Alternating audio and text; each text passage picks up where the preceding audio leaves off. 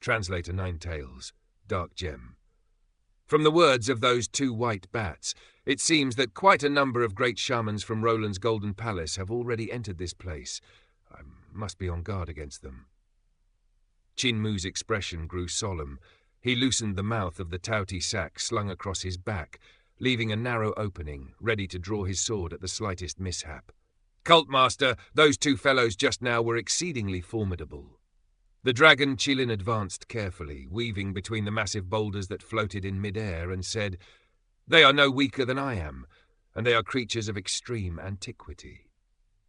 Qin Mu swept his gaze about and replied in a low voice, "They ought to be the offspring of some deity, descendants of gods or devils.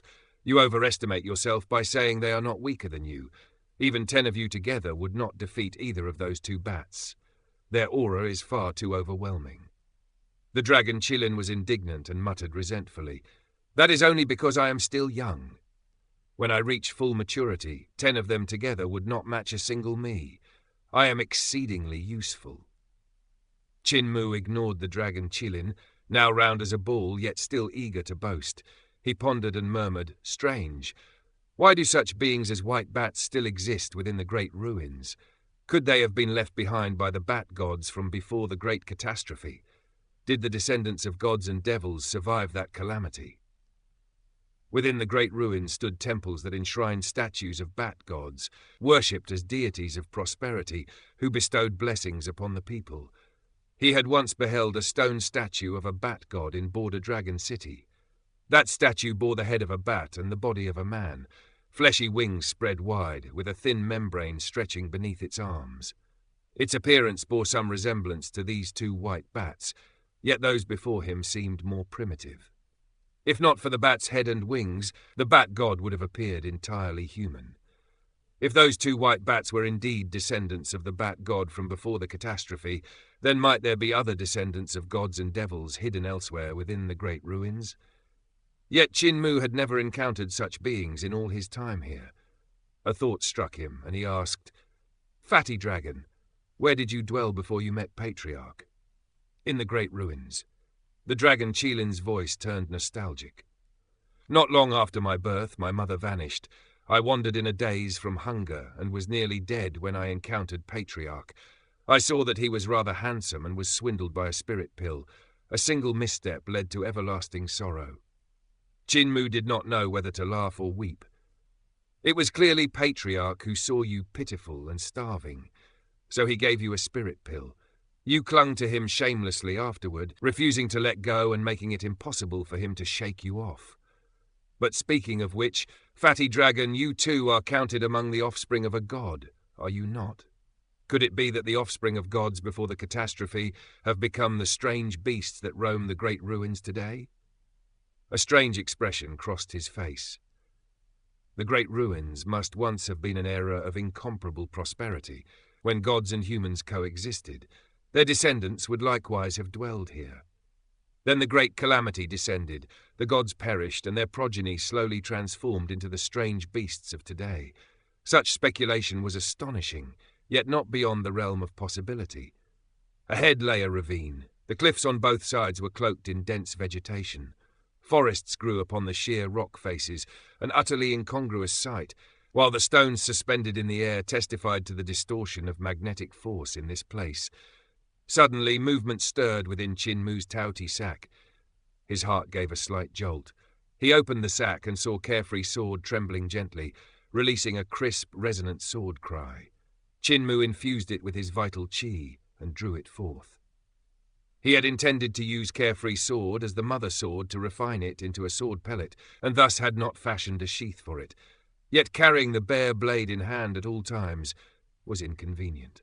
Extending his arm, he sent Carefree Sword flashing upward to sever a branch from an ancient tree. What sturdy timber! After cutting down the branch, Qin Mu attempted to slice it with threads of vital qi, yet failed. He could not help exclaiming in astonishment. The wood's quality rivaled black iron. He guided Carefree Sword to shave and shape the branch, swiftly crafting a wooden sheath into which he inserted the blade. Though it still trembled faintly, it was no longer so conspicuous. It seems that not only the broken sword and divine metal fell from the heavens 16 years ago, There must be another object here that resonates with Carefree's sword. Qin Mu thought. The people of Roland's Golden Palace had already entered Ghost Valley. Would they seize that object before he could reach it? They reached the end of the ravine, and suddenly the space before them widened. Qin Mu proceeded without haste, vigilance in his every movement. At the mouth of the ravine stood two colossal stone statues carved along the mountain ranges, towering as high as the peaks themselves. The two sculptures bore solemn expressions, dignified and divine. Their gazes were profound. Each stood upright, hands resting upon an upright sword. The distant murmur of water reached his ears, the sound of streams cascading from the statues' shoulders. The waterfalls roared with immense force, plunging 3,000 yards before landing upon the statues' hands, then flowing down their swords to gather below into a river. Two rivers streamed from the statues' legs, winding through the forest in the likeness of twin dragons before disappearing into the heart of the valley.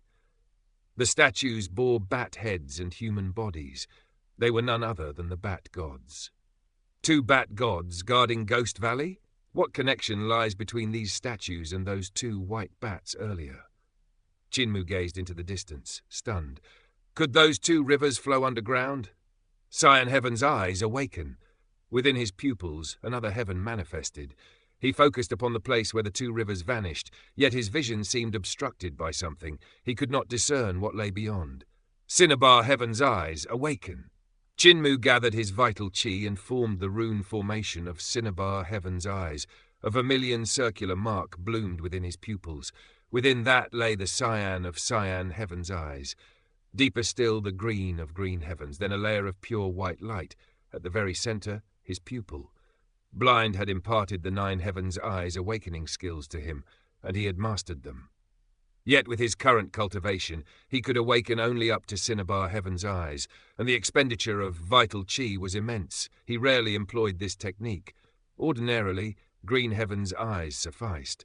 There was no need to rouse Cyan or Cinnabar Heaven's eyes. Yet even with Cinnabar Heaven's eyes fully opened, he still could not perceive what lay at the point where the two rivers vanished.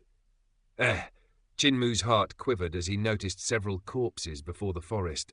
They were great shamans of Roland's Golden Palace. The bodies were not far apart, yet some appeared fresh and lifelike, as though newly dead, while others had decayed to bare skeletons. Yet their garments remained perfectly intact. As his gaze penetrated deeper into the forest, more corpses came into view. Clearly, these individuals had met with calamity and died unnatural deaths. With Cinnabar Heaven's eyes, he suddenly glimpsed something moving beside one corpse before vanishing in an instant. A violent impact struck his Heaven's eyes, and layer after layer of vision snapped shut. Qin Mu reeled, dizziness overwhelming him. Countless miserable shrieks seemed to erupt within his mind, nearly tearing his soul apart. Fortunately, he had already cultivated his primordial spirit and could endure this assault head-on. Yet he had not discerned what had attacked him. Amida, Amida, Maha Amida! The miserable shrieks within his mind swelled in intensity. Qin Mu immediately activated Rulai's Mahayana Sutra. Buddha radiance blazed around his body. Behind his head manifested the gods and Buddhas of the 6 heavens, chanting in thunderous unison. The resonant Buddha voices cleansed the eerie screeches assailing his soul. The earth beneath his feet sizzled. Green smoke rose, reeking foully. Qin Mu extended his arms. Embracing the void before him, a thunderous rumble resounded as his vital qi transformed into an emerald bodhi tree descending from the heavens, crashing upon the ground ahead. Thousands of branches and roots lashed outward, the trunk and roots burrowing deep into the soil.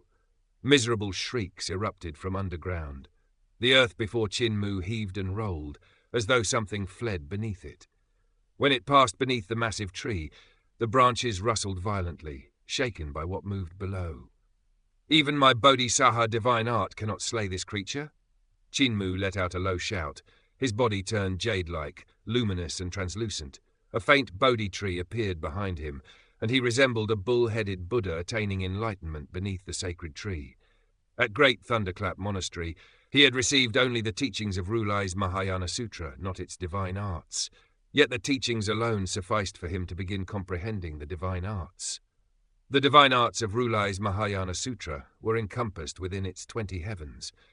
Thunderclap 8 Strikes was one such art, belonging to the Sakra realm, a supreme divine art, second only to the Brahma divine arts. Bodhisattva divine arts belonged to Bodhivruxa Devata heaven, the 14th heaven from the top and the 7th from the bottom. Though Rulai's Mahayana Sutra was not Chinmu's primary cultivation path, he had never neglected its study. Now he executed the true body of Bodhi Jade Buddha, using Buddha nature to suppress the strange creature beneath the earth, preventing it from approaching. That peculiar being flickered from one place to another at astonishing speed. Stranger still, Chinmu sensed it splitting and rejoining from time to time. It burrowed into the tree, even into the corpses. What exactly is that thing? At that moment, two auras approached swiftly from behind. Carefree sword leapt from its sheath, transforming into wave sword form to whirl around Chinmu's body. The two auras circled, attacking from both flanks. It was the two white bats. They separated and flew to perch atop the two colossal statues, hanging from the nostrils. One of the white bats chuckled. The foolish bull knows not that a great host approaches from behind. Several hundred experts have entered. Silence! The other bat hanging from the opposite statue's nostrils snapped. Why warn him? A great host? Several hundred experts. Chinmu was startled. Those entering could not be troops of the Eternal Peace Empire. The forces at Qingmen Pass were sufficient for defense, yet lacked spare troops to deploy into Ghost Valley. It is the army of the barbarian D-Empire. Chinmu could hesitate no longer. He immediately urged the dragon Qilin into the forest, racing toward the center of Ghost Valley. To clash with the barbarian Dai army was to court death. Their soldiers were fierce and domineering. Their coordination was flawless, bolstered by battle formations.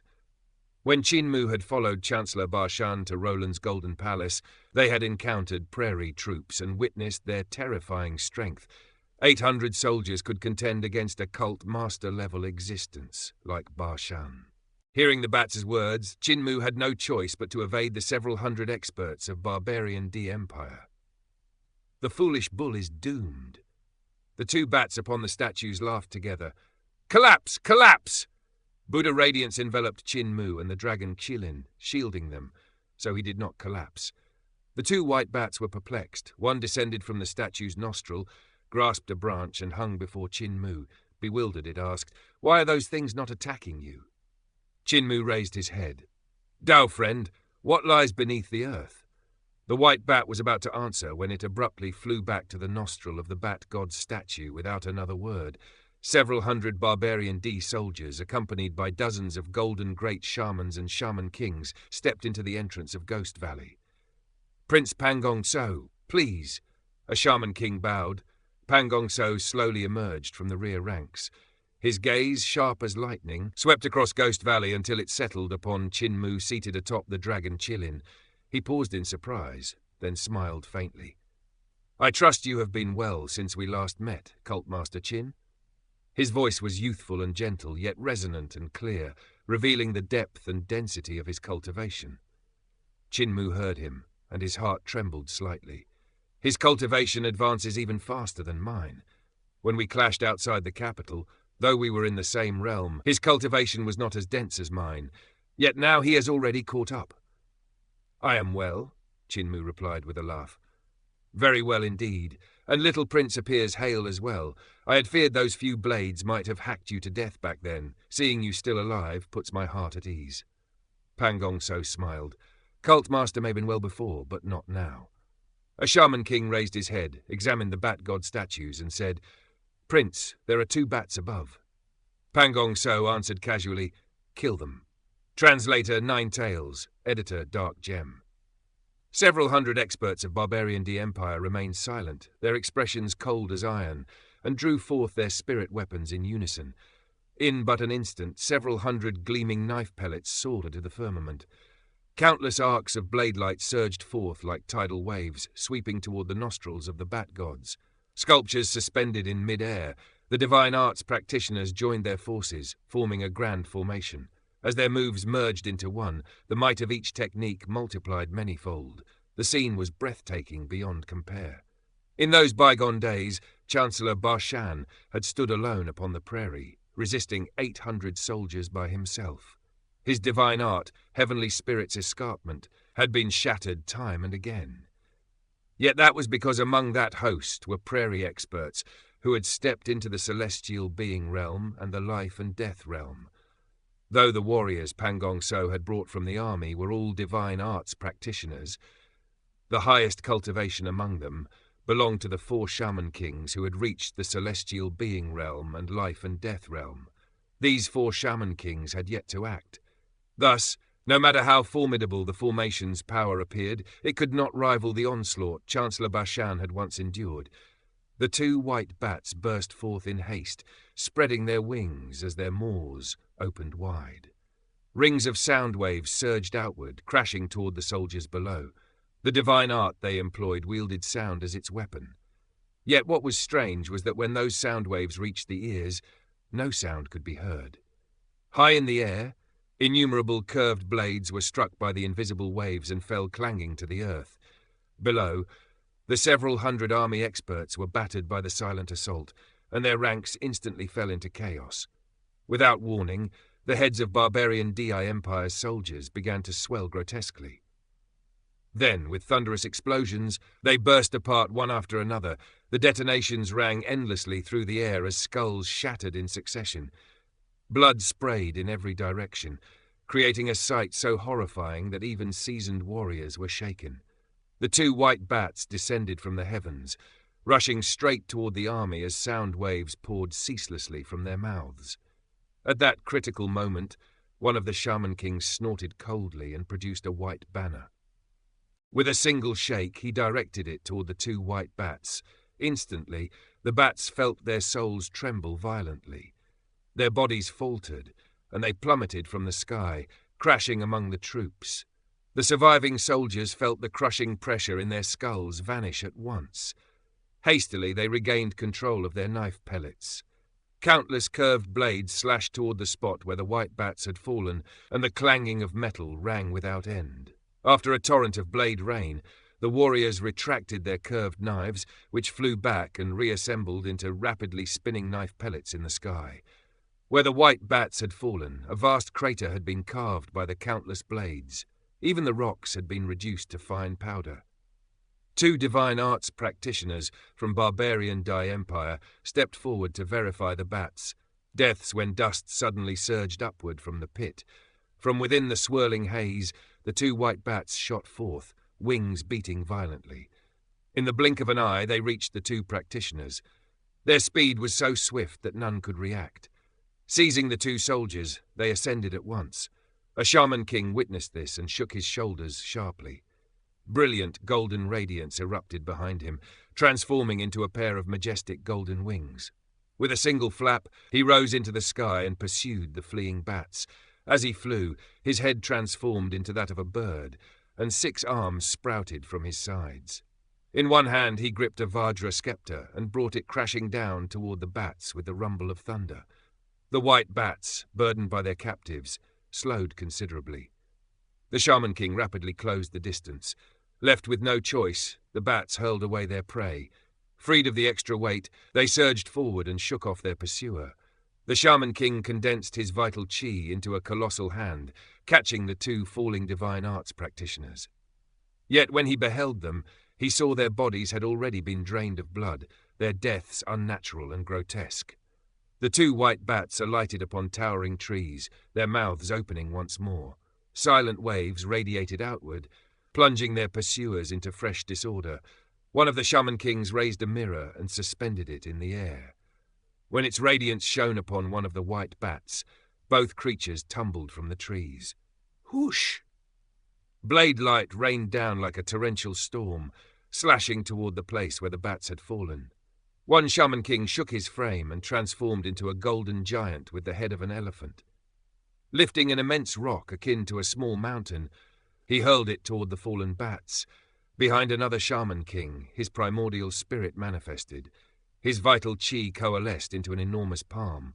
With a mudra strike, the massive rock shattered into fragments. The earth quaked ceaselessly, and surrounding trees were blasted apart. Now they should be dead, right? Before anyone could even draw a breath of relief, as the troops charged forward, the 2 white bats once again soared up before they could arrive. Their flight was erratic and unsteady, as if drunk, yet they were still not dead. A shaman king shook the white banner once more, and the souls of the white bats were struck again. They crashed down, and another rain of blades descended upon them. When the assault ceased, the two white bats rose again. Though their bodies wavered, life still clung stubbornly to them. Impressive indeed. Pangong So could not conceal his astonishment. These two white bats possessed truly astonishing resilience. Even the prairie's famed knife pellets could not grievously wound them. Only the shaman kings of Roland's Golden Palace inflicted genuine damage. That the bats could withstand repeated strikes from the shaman kings and yet not perish outright exceeded his expectations. Chin Mu, who had already ventured deep into the forest, smiled and asked the dragon Chilin, "Fatty dragon, do you still think you can contend with these two white bats?" The dragon Chilin snorted disdainfully. "They may be strong, but aren't they still being beaten senseless?" The soldiers of barbarian Dai Empire had already stormed into the forest of Ghost Valley in pursuit. The two white bats, grievously wounded, flitted up and down among the trees. The Empire's divine arts practitioners scattered in all directions to hunt them. At that moment, a faint rustling sounded within the forest. A barbarian divine arts practitioner reacted instantly, unleashing his knife pellet in vigilance. It spun ceaselessly, releasing fine curved blades that circled about it, some large, some small. The rustling ceased abruptly, yet he did not dare relax. Advancing cautiously, more and more slender curved knives emerged, flickering between brilliance and shadow. He entered a grove heavy with fruit. Most were apples the size of a clenched fist. Carefully he stepped deeper into the grove, until the rustling sounded behind him. He spun around at once, but saw nothing. Then the rustling came from before him.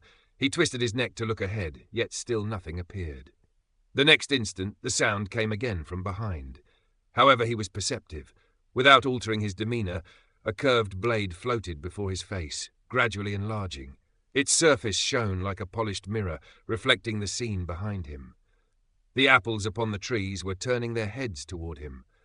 On one side, they bore human-like features. Noses, eyes, and mouths curved into strange smiles directed at him. The divine arts practitioner shuddered.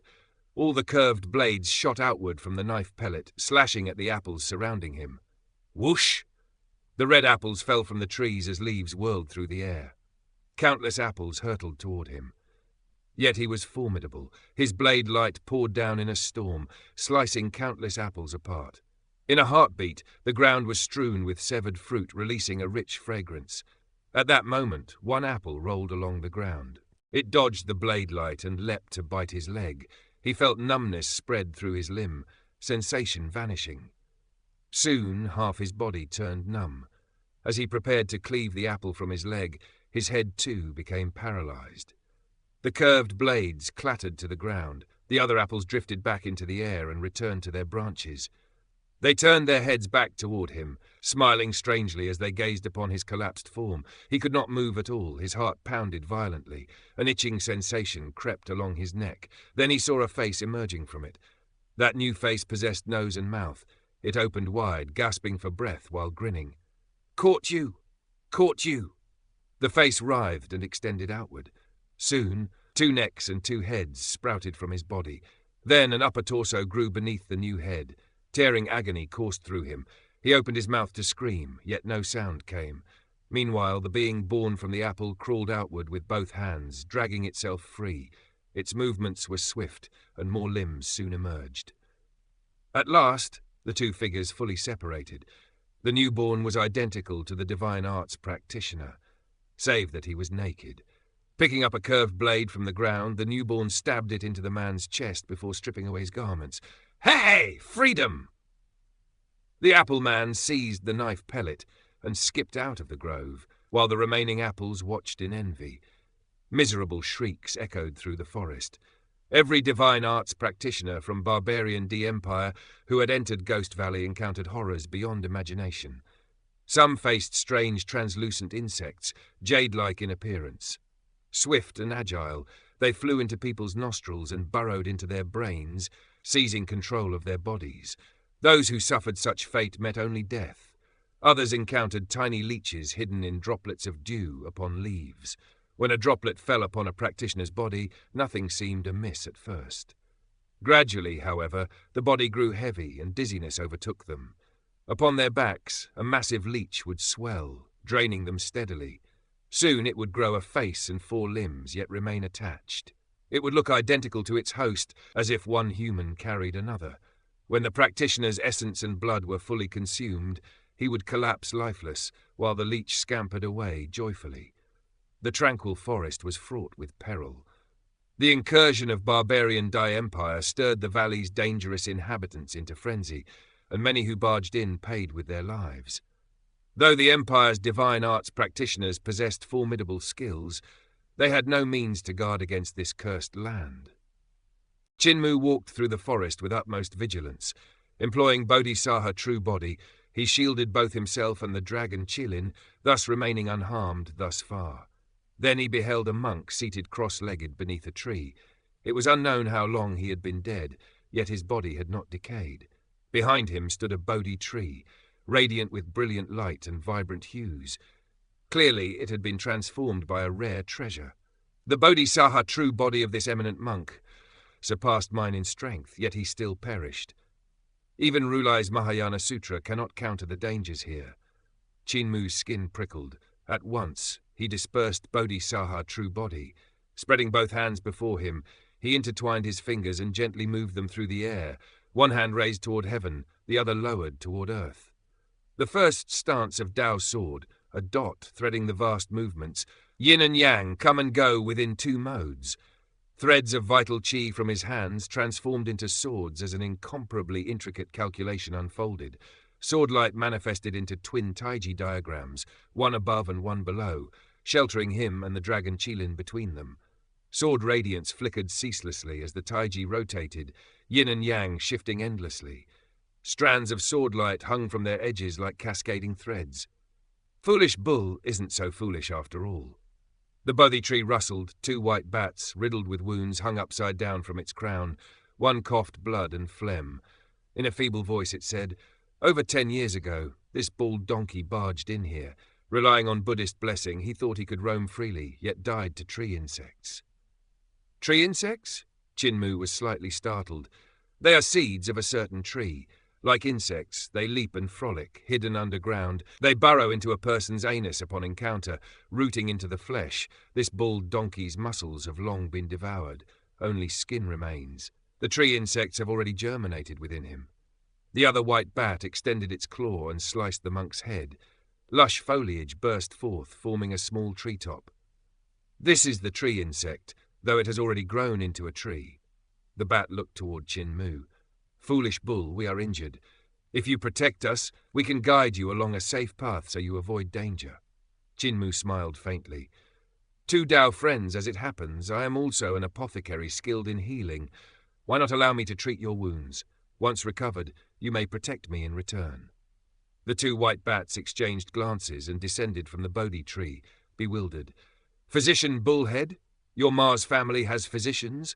Aren't you always holding your noses high and spewing flames everywhere?" Chinmu raised his bull nose arrogantly and exhaled 2 streams of fire. "What say you to my proposal?" "Excellent." The bats agreed at once, secretly thinking, after Physician Bullhead heals us, we can fall out with him later. Chinmu's eyes flickered with calculation. The best time to poison someone is while treating their injuries. When that moment comes, these 2 will have no choice but to obey and guard me.